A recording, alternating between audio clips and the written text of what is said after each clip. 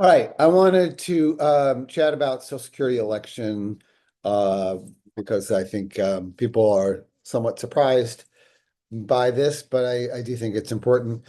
So, if you look at this data from an election perspective, you can see that most people either elect at 62 or at 66. I think it's 66. I mean, that 66 is a little misleading because probably based on the data, this is people who reach full retirement at 66. For many of us who were born after 1960, that's going to become 67. So you're going to see people move that 25% kind of moving over to the right to 67. So people are choosing at 29% at 62, 29% of the people, and those people are deciding intentionally to lose about 30% of their Social Security every year, and not have it grow at the same rate um, that the people who are waiting until full retirement, which here is 66. And like I said, it's going to be 67 for many of the people who are probably looking at this. Um, and so there's that 30%. And then the third, then there's another 24% when you're giving at full retirement that you're giving up if you're not waiting till 70, right? And so those are kind of the three key areas here. And so, it's really important to kind of look at that. Now, there are a lot of reasons that people might choose to give up 30% and the 24%. And those numbers can be quite dramatic. I'm just going to give you an example. If I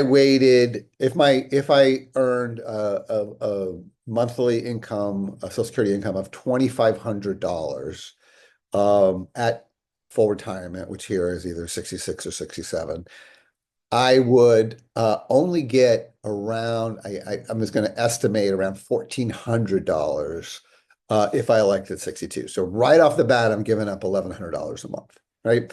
And then if I waited from if I waited until I was 70, I would be much closer to probably about 3,000 or $3,100, right? So the three areas would be, this is going to be somewhere in the 1400s or 1500s. If I take here, it's going to be 2,500. And if I take here, it's going to be over 3,000, right? And those numbers are just estimates, so don't hold me to it. But just to give you an idea of what we're talking about there, right? So, you're talking about $18,000 a year, you're talking about $30,000 a year, and you're talking about potentially about $36,000 a year, right? And again, total estimates, right? So, you got to think a little bit about that. And all of these payments are lifetime payments, right? So you're going to get all these payments for the rest of your life.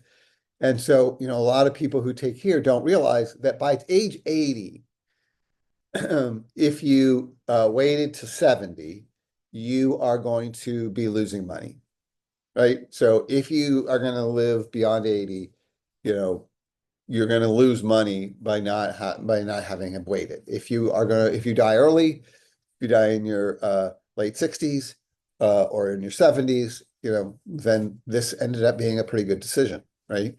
So, it has everything to do with longevity. And so, be very careful when you make these decisions. And there are applications, there are people who can tell you exactly what your number is going to be at 62, what your number is going to be at full retirement, and what your number is going to be at 70. I can do that. I'm registered throughout the United States. I do it for free. So you're welcome to reach out to me, and I'm glad to kind of give you kind of what help you get to what your numbers are going to be.